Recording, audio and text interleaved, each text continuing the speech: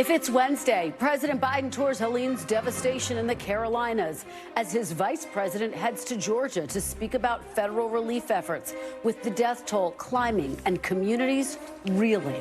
Plus, the campaigns hit the trail with just 34 days to go after Governor Tim Walz and Senator J.D. Vance spar in their first and only vice presidential debate, going toe-to-toe on the issues and the records of their running mates. And President Biden backs new sanctions on Iran and says Israel has a right to respond proportionally to Tehran's massive missile attack as Israeli Prime Minister Netanyahu vows revenge.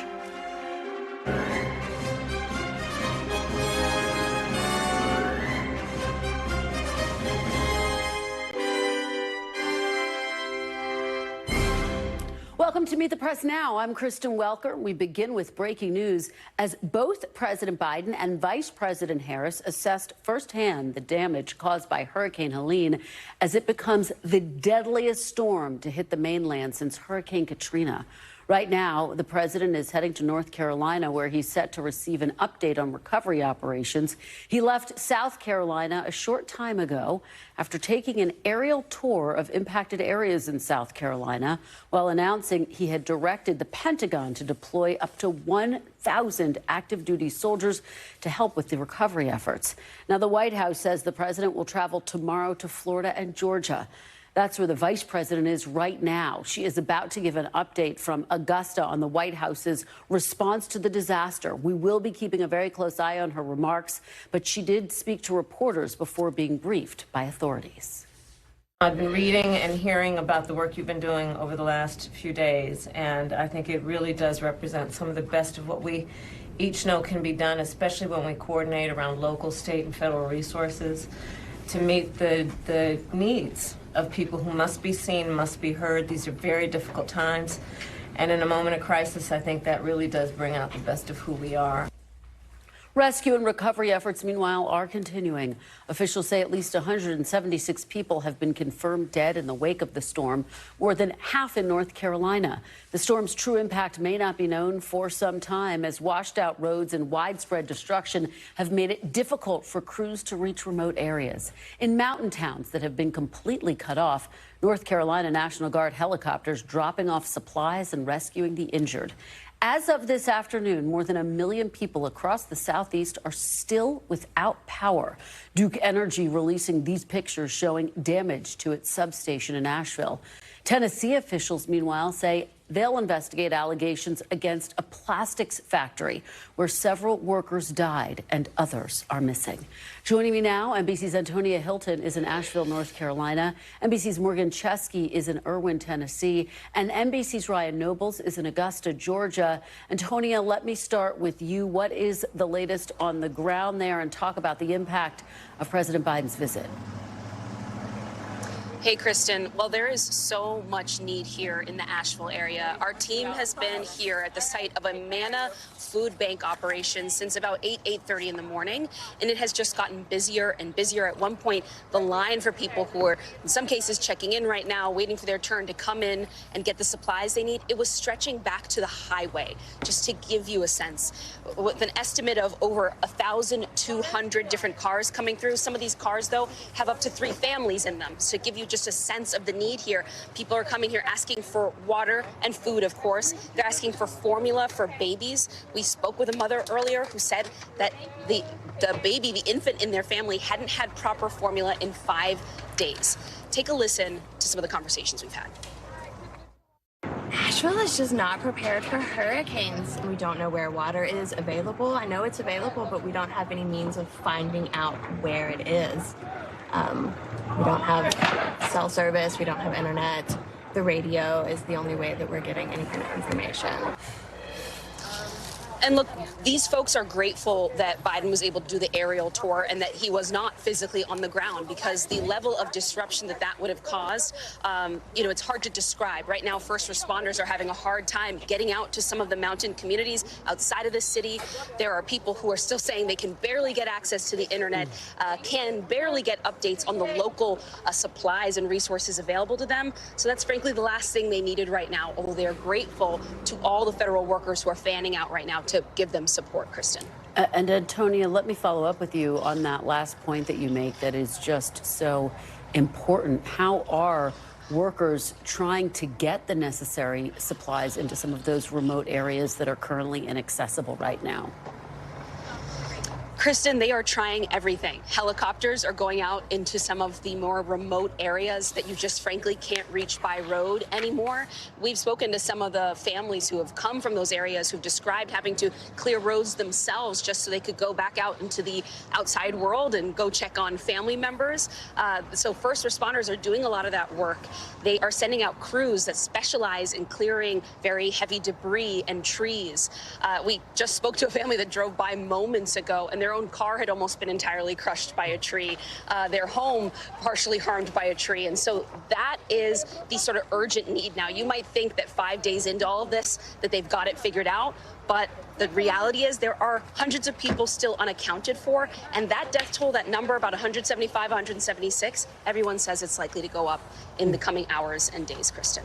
Just devastating and remarkable, of course, to see the community coming together behind you. Antonia Hilton, thank you so much for that great report and for your interview. We really appreciate it. Morgan Chesky, let me turn to you. Eastern Tennessee, obviously not an area that has seen a hurricane of this magnitude. How are the folks there holding up? What's the latest where you are? Yeah, Kristen, an absolutely heartbreaking scene here in northeastern Tennessee. We've been on the ground now, had a chance to travel briefly with the Tennessee Army National Guard, and they have really become a critical lifeline on two fronts here, by air with Army Black Hawk helicopters and on the ground in delivering these supplies that are now being handed out to people in desperate need of help, Kristen. I mentioned those helicopters. They have essentially become a lifeline because, as you heard Antonia mention, in the Carolinas and also here in Tennessee, there are communities that as of tonight, almost a week after this horrific storm struck, are still essentially cut off. One resident telling me that there's one way in and there's one way out. And when you have a bridge washed out, that sums up the state of things. We know that the people there survived the storm, but they're in need of just about everything. There have been reports of helicopters taking generators, gas, food, water to hopefully sustain these communities long enough until some sort of emergency roadway can be built. Now, we're here in Carter County, one of the hardest hit, Kristen. We have somewhat of a silver lining to report today, and that is just 24 hours ago, the number of people missing in this county was 60, an incredible number. Fortunately, we just had a chance to speak with the mayor of the county, and she tells us that that number has dropped drastically down to just 3 people. Incredibly hopeful news there. And Kristen, she said in a lot of those cases, there were people living in these hard-hit rural areas that simply didn't have any cell service because of the extent of the storm's damage, and that they have had crews going in and around the damage zone to connect with these people, confirm that they're okay, and that's one of the reasons that list of missing has dropped so drastically.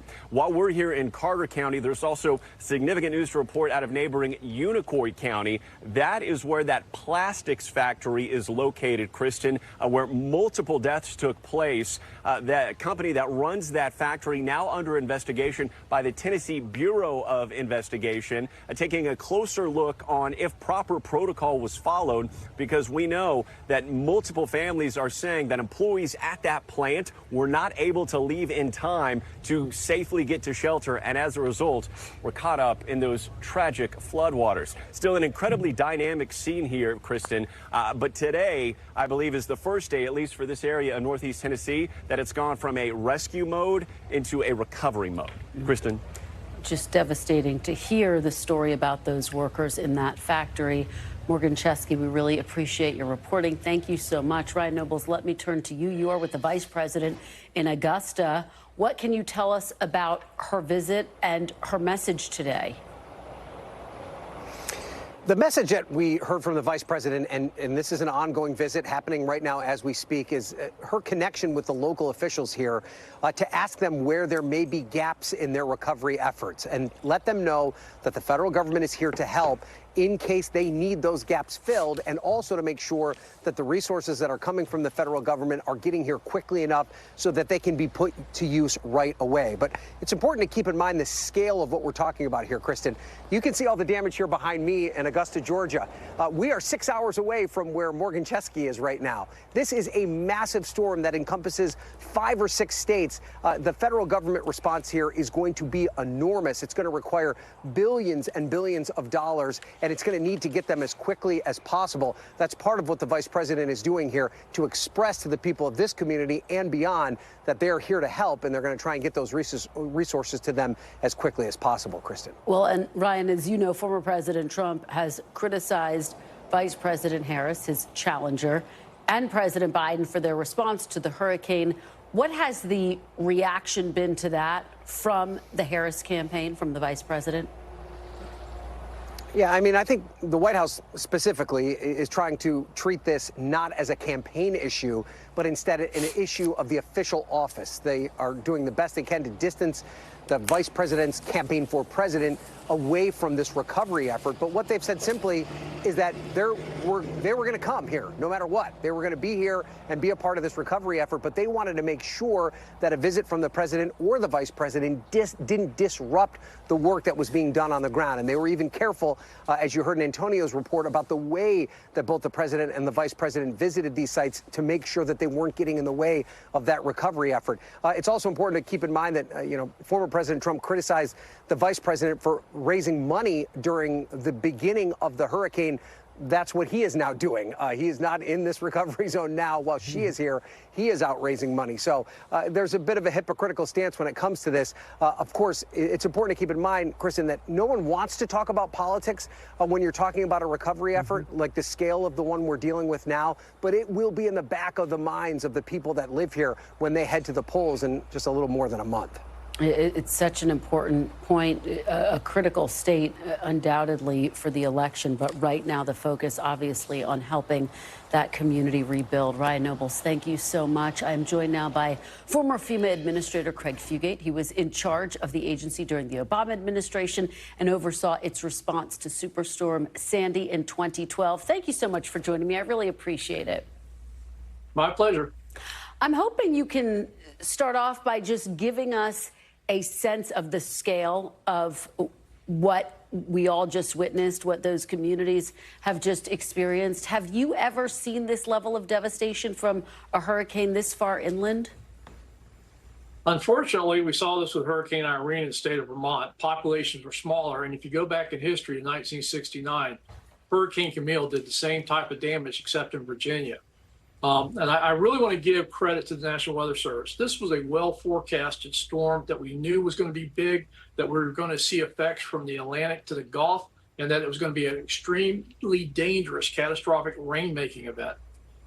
So, the Weather Service got that part done. I think we really need to come back and reemphasize that many of the most deadly parts of a hurricane are not the wind. It is the water. And the inland flooding has actually, over the last 10 years, been increasing as far as percentage of deaths over wind and even storm surge. And are there similarities, are there parallels that you see between Helene and Superstorm Sandy, particularly when you think about the fact that areas like New York were pounded? The only similarity is an election year.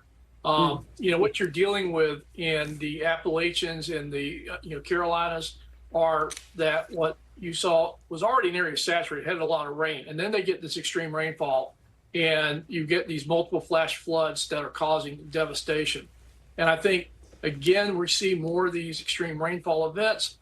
We've had history of this before, but what I see here is this is very much the focus area that's still in response, is that area in the Carolinas, while much of the other regions are starting to get into recovery mode as power comes back up and they completed their search and rescue operations. And obviously, there are still so many who do not have power or water. How long do you think it will take until that can be restored to those communities? Well, it really goes back to the damage. And again, I think utilities have done a great job of getting things back up where they can. But you've got to rebuild power lines. You're having to rebuild substations. And in some cases, people will not be able to take power because there's too much damage to their homes or businesses. So, you'll get everybody turned on quickly, then it slows down. But it also is not a lack of crews. It's just the work that's got to be done to rebuild some of this infrastructure. And obviously, we've been talking a lot about the recovery operation. How long do you think that will take, and what role should FEMA play? This recovery is going to take years, if not a decade. We go back to Hurricane Katrina. We were still doing repairs from that 10 years after that storm hit. FEMA's role is going to be really focused right now on helping these communities get to a point where they're stable enough to begin recovery and begin funding repairs and replacement of the losses. But we're also going to need other federal programs. There's a lot of agricultural impacts. There's going to be a lot of housing needs that go beyond what FEMA can do. So HUD's going to need additional funding. Federal aid highway for all of the federal highways that got damaged and destroyed. So I think when they get to the numbers, we're going to be looking at a rather substantial amount of funding required to help these communities not just get back, but also build back better for future disasters. The last thing we want to do is replace something only to set it up to be failed in another event. So that's exactly my next question to you. What does FEMA need to do to prepare for future events, particularly given the fact that this hurricane was so strong, was so large in terms of its size, and quite frankly, the damage that it was able to do? Well, FEMA has been doing this for some time, and I think this goes back and reinforces that we cannot build our infrastructure, in many cases, based upon weather events over the last 100 years, because it's not preparing us to go forward. And so FEMA is working to say, if we're going to rebuild something, we're just not going to build it back to what we had before. And in some cases, not even build it back to the current building codes, but putting more emphasis on funding that structure. So like a fire station or a school is built for future risk, not just what we've seen in the past. It takes a little bit more money on the front end, but it saves money long term as it reduces the impacts of these storms.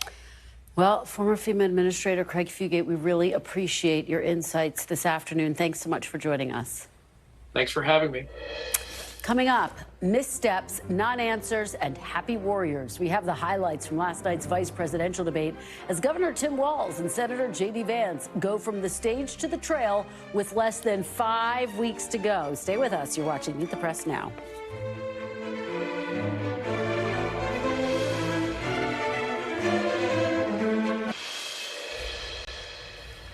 Welcome back. Both campaigns are back on the trail today after last night's vice presidential debate between Republican Senator J.D. Vance and Democratic Governor Tim Walz, which featured some terms that we're not used to hearing from a national debate stage recently. I agree. And I actually think, I agree with you. I think you want to solve this problem, but I don't think that Kamala Harris does. I agree with a lot of what Senator Vance said about what's happening. His running mate, though, does not, and that's the problem. Our hearts go out to the families that are affected by this terrible stuff, and we do have to do better. And I think that Governor Walz and I actually probably agree that we need to do better on this. I 100% believe that Senator Vance hates it when these kids, it's abhorrent, and it breaks your heart. I agree with that. As for the substance, J.D. Vance picked up where Donald Trump left off at the presidential debate, but Vance did so with a notably less aggressive style, calmly attacking Vice President Harris and defending the Trump administration. A lot of what Kamala Harris proposes to do, and some of it, I'll be honest with you, it even sounds pretty good. Here's what you won't hear, is that Kamala Harris has already done it. Because she's been the vice president for 3.5 years. She had the opportunity to enact all of these great policies. Honestly, Tim, I think you got a tough job here, because you've got to play whack-a-mole. You've got to pretend that Donald Trump didn't deliver rising take-home pay, which of course he did. You've got to pretend that Donald Trump didn't deliver lower inflation, which of course he did. And then you simultaneously got to defend Kamala Harris's atrocious economic record. For his part, Tim Walz did stumble a few times early on, as some allies predicted he might, due to his campaign's more sheltered media strategy leading up to the debate. Here he is answering a question about a false claim he made about being in China during the Tiananmen Square protests. I will be the first to tell you, I have poured my heart into my community. I've tried to do the best I can, but I've not been perfect. And I'm a knucklehead at times, but it's always been about that. The question was, can you explain the discrepancy? All I said on this was I got there that summer and misspoke on this. So I will just, that's what I've said. So I was in Hong Kong and China during the democracy protests, went in. And from that, I learned a lot of what needed to be in governance. And in what may be the most memorable moment from the debate, both candidates mixed it up on the issue of democracy and former President Trump's false claims of election fraud. I would just ask that. Did he lose the 2020 election? Tim, I'm focused on the future. Did Kamala Harris censor Americans from speaking their mind in the wake of the 2020 COVID situation? That is a damning non-answer. That's what we're asking you, America. Will you stand up? Will you keep your oath of office, even if the president doesn't? I think you've got a really clear choice on this election of who's going to honor that democracy and who's going to honor Donald Trump. Let's head to the campaigns for the very latest. Monica Alba is covering the Harris campaign, and Dasha Burns is covering the Trump campaign. Monica, let me start with you. I was receiving some panicked texts from Democrats throughout the course of the debate last night, but then they feel as though Governor Walz had that strong finish with that moment about democracy that we just played there. What are you hearing from inside the campaign and Vice President Harris's allies? Yeah, similarly, Kristen, last night, advisors to both Vice President Harris and Governor Walz admitted that he was off to a little bit of a tricky start. He was visibly nervous. It was clear that maybe he had over-prepared some of those answers and they came off as a bit scripted, and he did stumble at times. But they felt like he really, by the end of the debate, was able to offer a contrast that is exactly what they were looking to get out of the evening. And it is that closing exchange on January 6th and democracy overall that they feel was his strongest moment, and that's why they already cut that into an ad this morning, and they are pointing to that as a sign of really their messaging breaking through, they feel. And so that is something they're touting. But at the same time, we've seen Governor Walz have to do even a little bit more cleanup when it comes to some of those answers that he gave last night. And he did so in his first gaggle, meaning answering reporters' questions while traveling in Pennsylvania today. Take a listen to how he offered a bit more on those questions around the Tiananmen Square visit. Look, I have my dates wrong. I was in Hong Kong and China in 1989. That move from Hong Kong into China, it was profound for me. That was the summer of democracy. I said it's where I understood how sacred democracy was. But here's my whole point on that thing with China. I do understand China a hell of a lot better than Donald Trump. Kamala Harris understands China. I will tell you this, Xi Jinping is not someone you should look up to. Xi Jinping is not someone who you should say does a good job on things, as Donald Trump has said about COVID. So it was notable that he did answer some of those questions, Kristen, because exactly as you've been pointing out, this was somebody who had been doing some press and regularly appearing on shows and doing interviews before he was named the running mate. And then that really tapered off. And so now we're told he's going to try to take on a bit more of an aggressive strategy on that front. Well, you know, Monica, it's such a fascinating point because, of course, there was the criticism that, not just with interviews with the media, that he and Vice President Kamala Harris hadn't been in a lot of unscripted events. And so are you hearing that this new strategy will involve not just interviews, but trying to get out in front of voters, take more questions, even in the form of town halls, for example? It sounds like Governor Walz, at least now, is going to take on a bit more of an aggressive posture in that sense and really be out campaigning in this final sprint, really doing those kinds of events and appearing and interacting more with voters in those unscripted settings. He's also going to be doing some late night show interviews and more of that sort of national focal interest point interviews to try to get that out there that really we hadn't seen from him in the last couple of weeks. But the question remains for the vice president. We know that, for instance, she's sitting down with 60 Minutes, which was offered to former President Trump as well, though he is not partaking in that. And then they are saying that she, in this last stretch, will be doing more of that too. But honestly, that's been the message for a while, and we haven't seen that much of it. Every once in a while, she'll do some local interviews or some radio interviews, but there certainly is this question of how much more do you do in the final stretch for this race to move in any way, since it continues to be incredibly tight. Kristen. Yeah, some allies saying that when the race is this tight, you can't play it that safe. All right, Monica Alba, thank you, as always, for your great reporting. Dasha, let me turn over to you. And as I was just discussing with Monica, the Democrats feel as though the strongest night for Governor Walz was when he pressed Senator J.D. Vance on whether he believes Donald Trump lost the 2020 election. He pivoted, didn't answer the question, said he wants to focus on the future. He was asked about it again today. What was his response?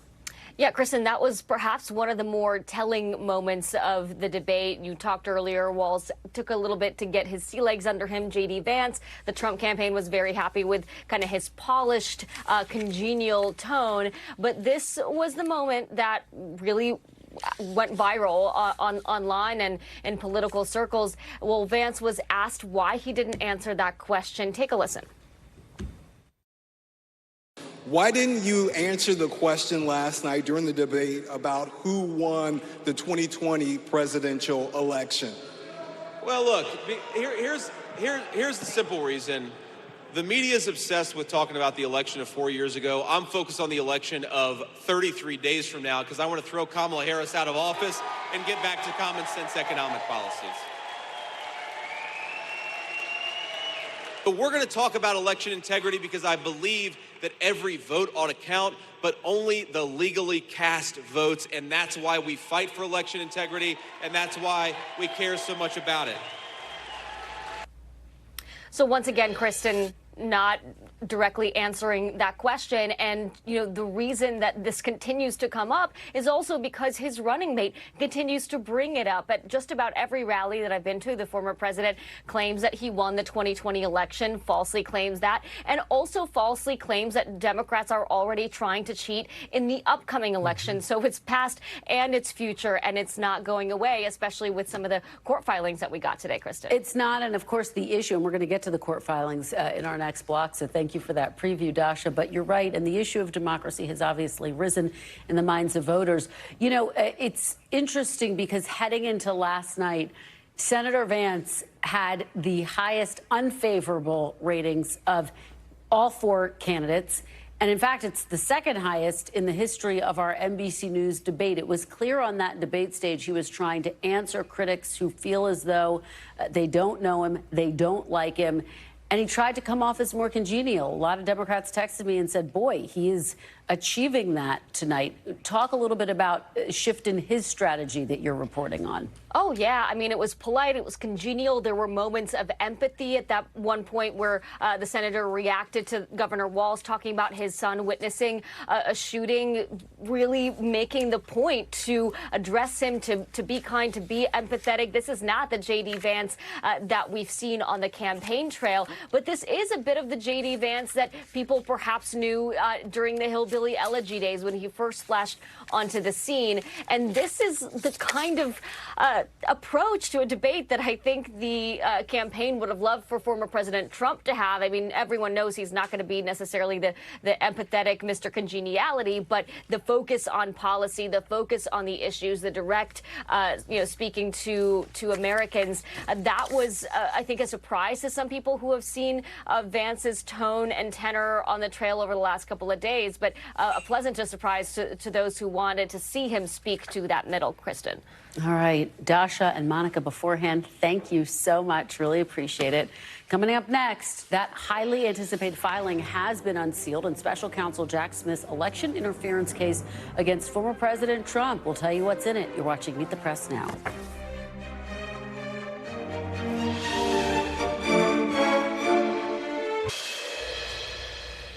Breaking news, we are following the judge presiding over Donald Trump's federal election interference case has just unsealed Special Counsel Jack Smith's motion of evidence. The redacted 160-page brief includes evidence Smith and his team have gathered against the former president in the case. NBC News Justice reporter Ryan Reilly joins me now. So, Ryan, break this down. What are the biggest takeaways from this filing? Yeah, so the reason this all came about is because Jack Smith's team is arguing after that Supreme Court immunity ruling that these actions that Donald Trump took were in his capacity as a private citizen rather than his capacity as president, because, of course, the Supreme Court ruled that they cannot use any of the evidence, or prosecutors cannot use any of the evidence that there were official acts as president. So what prosecutors were able to do here is basically lay out a lot of the evidence that they have, and especially his dealings with the campaign. And I think big picture, what they really make it a strong case for is that Donald Trump knew that he was spreading lies, right? I mean, this contention that the 2020 election was stolen has always been sort of facially ridiculous. And a lot of numerous January 6th defendants have actually gone before judges and say they feel like gullible, quote, idiots for believing a lot of the lies that Donald Trump was spreading. But it was always tough to sort of get inside of Donald Trump's head. Did he actually believe this sort of misinformation that he was spreading, or was this a purposeful act to try to overturn the election by purposely spreading what he knew to be lies? Jack Smith's team has argued that he did in fact know that these were lies. In this case, they lay out a pretty strong case suggesting that Donald Trump had to have known, because so many people around him in his campaign told him that this was all nonsense. I would point in particular to cities like Detroit and Philadelphia. And what really guts this argument and all of Donald Trump's focus on that is that Donald Trump actually did better in 2020 in Philadelphia and Detroit than he did in 2016. So he had improvements there. So this entire focus on those cities doesn't make any logical sense. And really, the reason that Donald Trump lost in Pennsylvania and in Michigan, for example, is because he lost support in the suburbs outside of the cities. It wasn't really because of that focus that he's had very intensely and continues to have even as lately as Sunday on cities like Philadelphia, which of course are majority non-white cities, which is a long history of that, focusing on that within the RNC. Well, let me ask you, Ryan, what happens next in this case? Because there has been so much back and forth and, quite frankly, so many delays.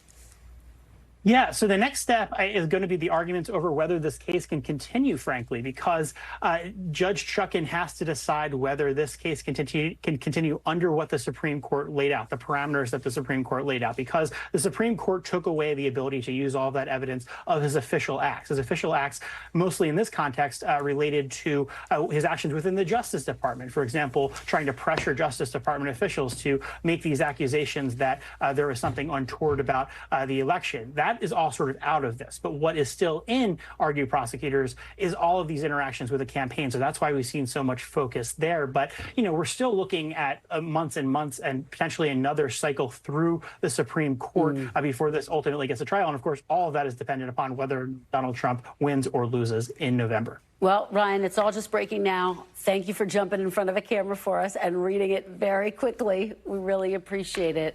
Good to see you. Coming up next, the issues and the 2024 race will zero in on health care, a hot issue in last night's VP debate.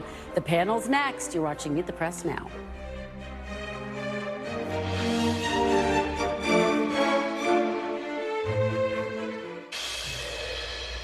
Welcome back. The vice president is providing an update on federal relief efforts in Augusta, Georgia. Let's listen in. Door to door to interact personally with folks, especially those who do not have electricity, but also that aid, if you have electricity, can be applied for online, and I encourage people to do that. FEMA will just basically verify your address, and then the process should take hold. FEMA is also providing tens of thousands more dollars for folks to help them be able to deal with home repair, to be able to cover a deductible when and if they have insurance, and also hotel costs. Today I'm also announcing that the president has approved the governor's request for 100% federal reimbursement of local costs. And Mayor, as you have pointed out, the burden to local governments, including the state government, is pretty immense. And so by announcing today and making the dedicated resources to cover 100% of local costs will have a huge impact on our ability to get relief to people as quickly as possible.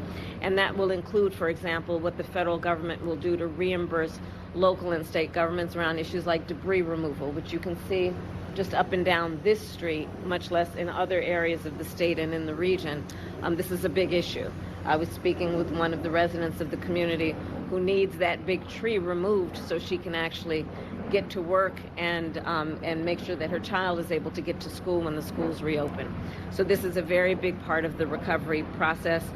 That money of the federal reimbursement will also help with emergency services that are now being provided by the state so that they can be reimbursed and then have the resources to keep providing those emergency services.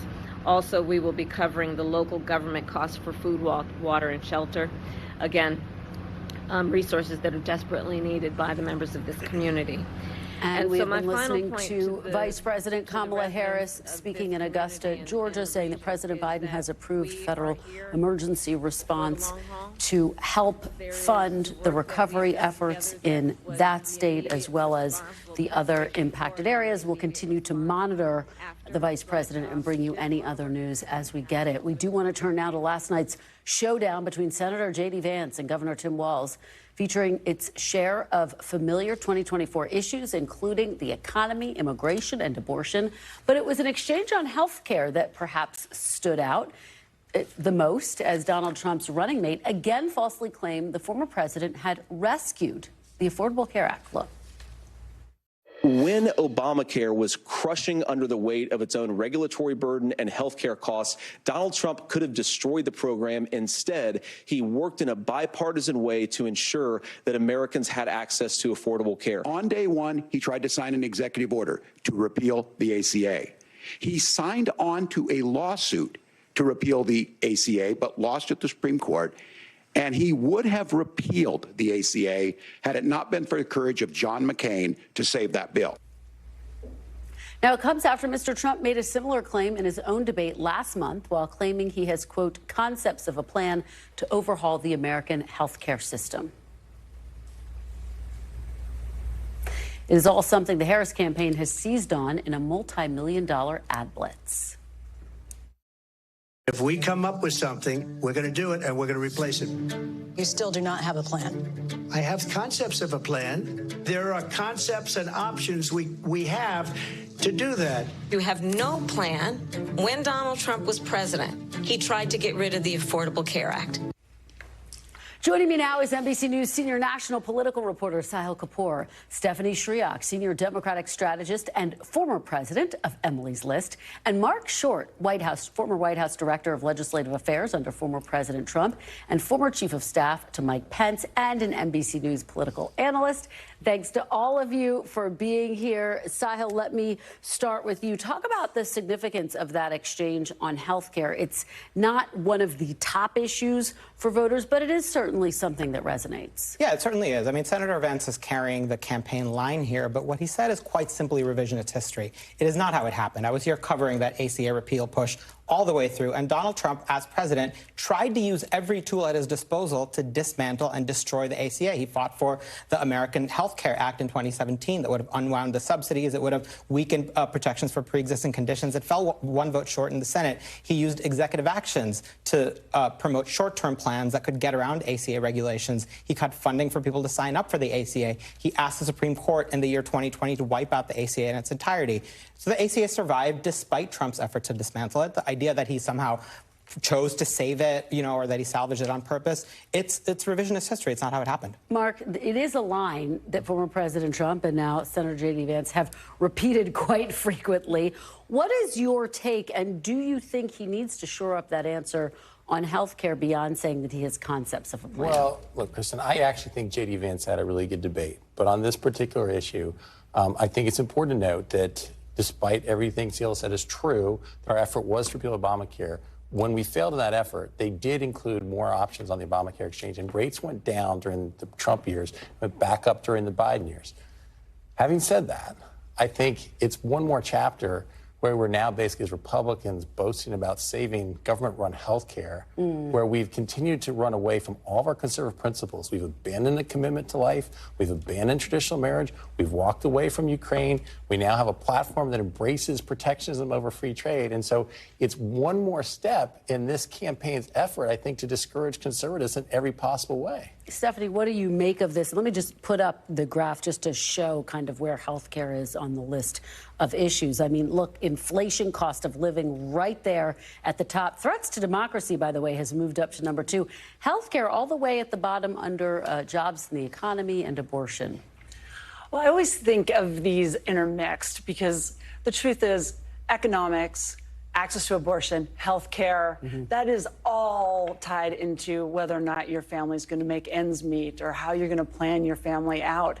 And so I kind of find those questions when we make them choose issues, that's not how a voter thinks about all of this.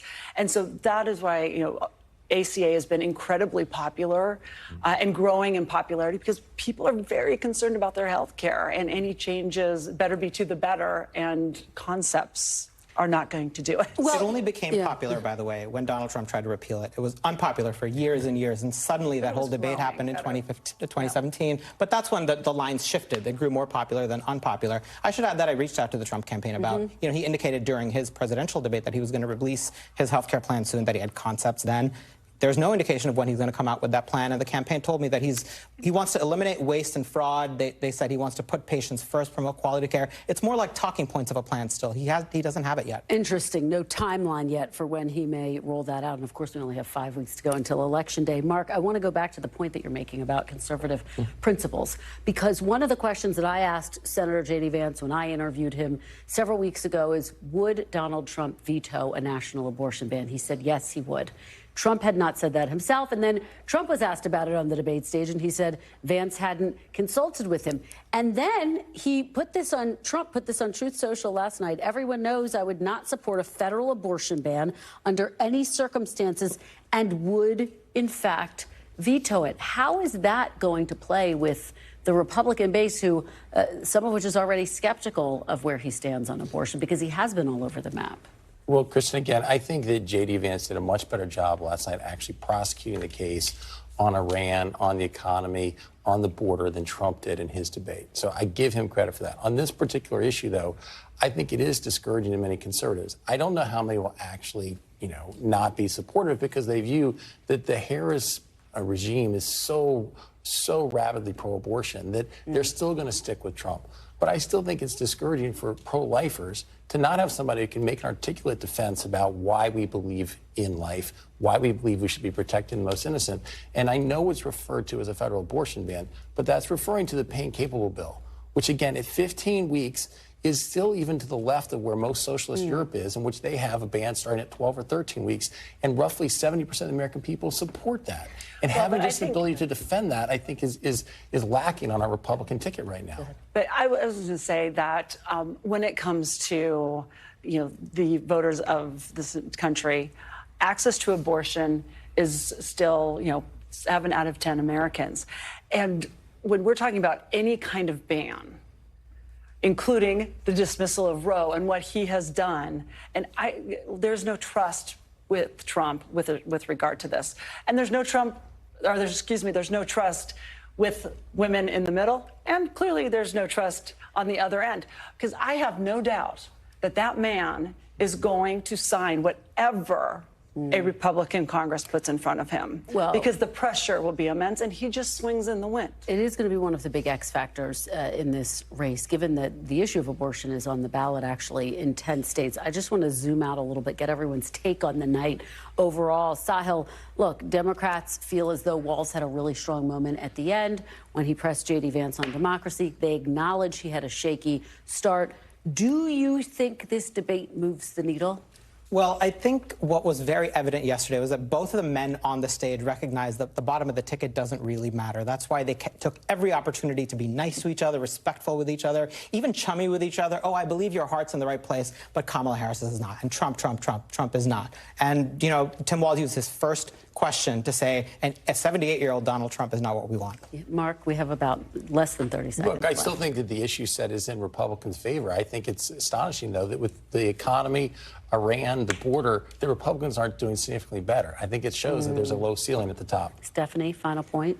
I think Governor Walz had a slow start.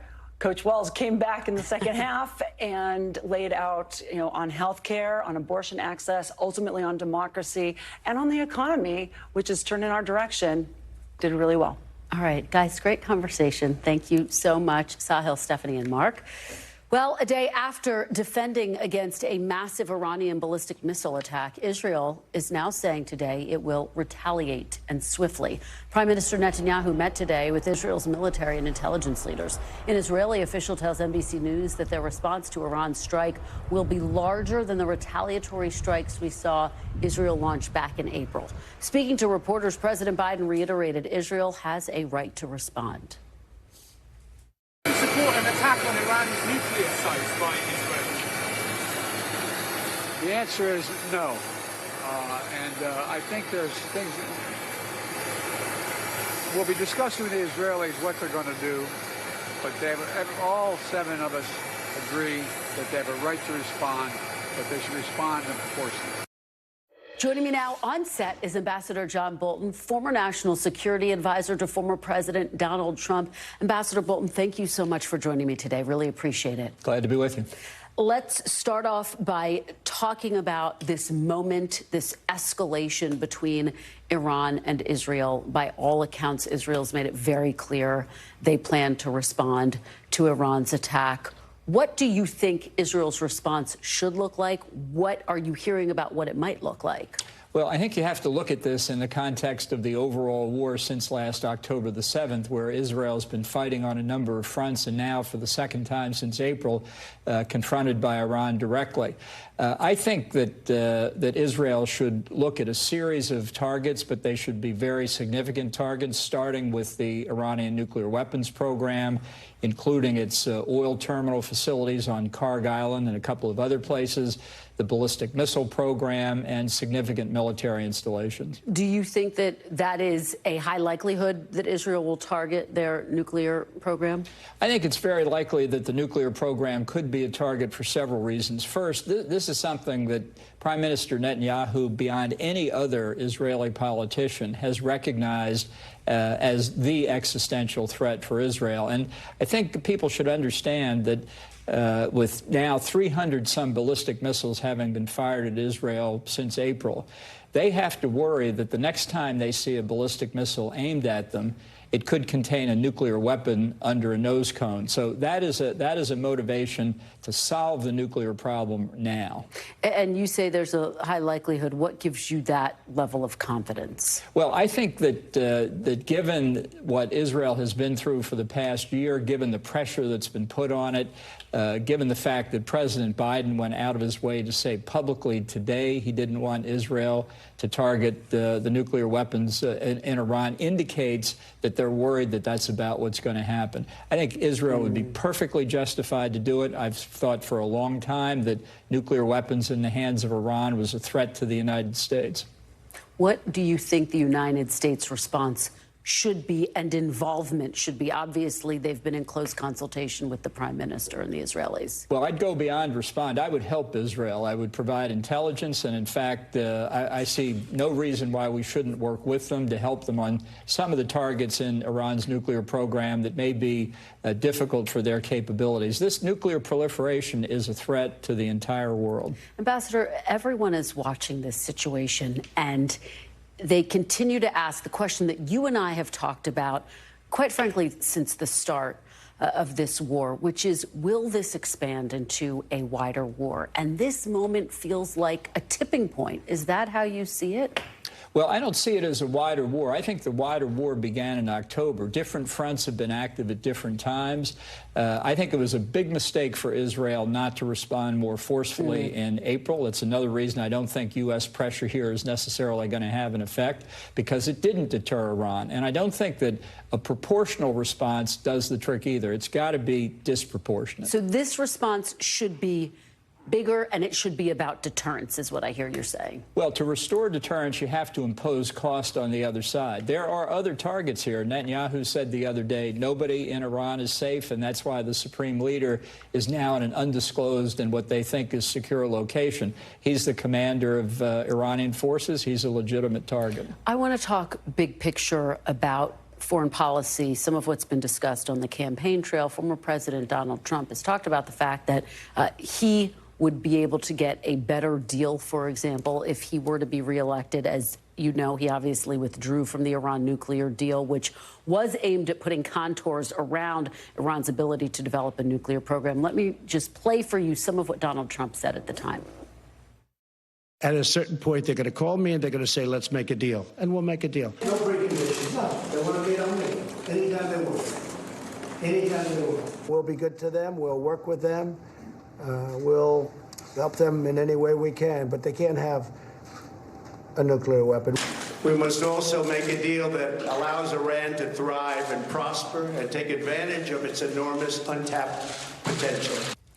Ambassador, given that former President Trump was never able to get that new deal. Was it, in retrospect, a mistake to rip up the Iran nuclear deal? No, that was a deeply flawed agreement that was actually permitting Iran to make progress on its nuclear weapons capability. There was utterly inadequate verification of what they were doing.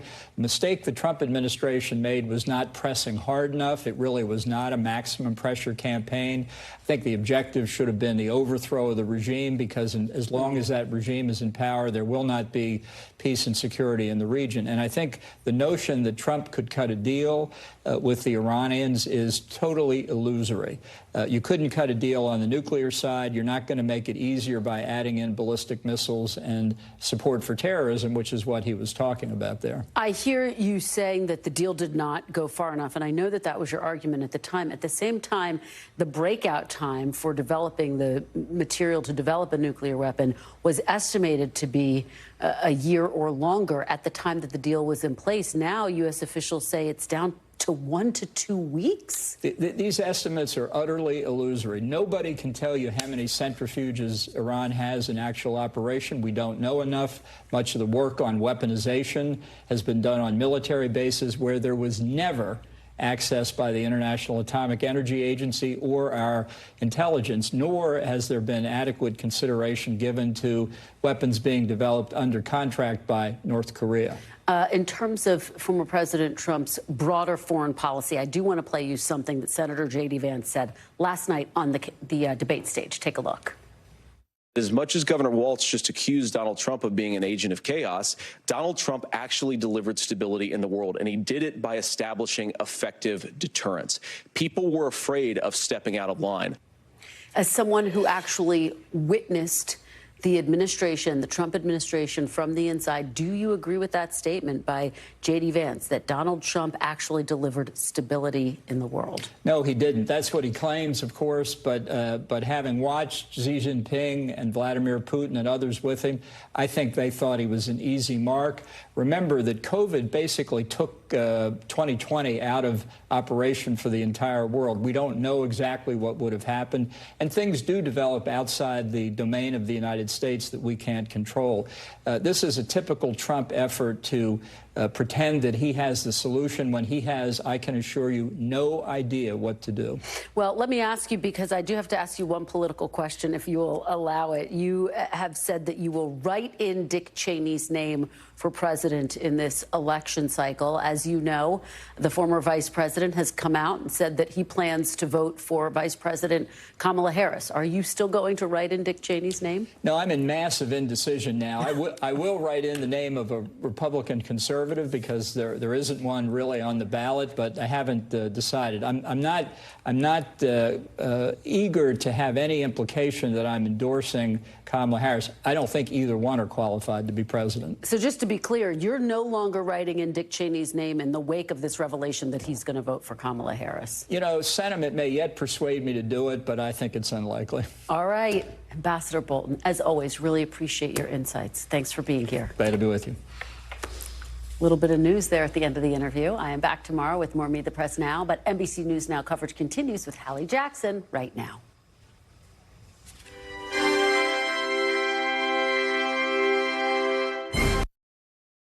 Thanks for watching. Stay updated about breaking news and top stories on the NBC News app or follow us on social media.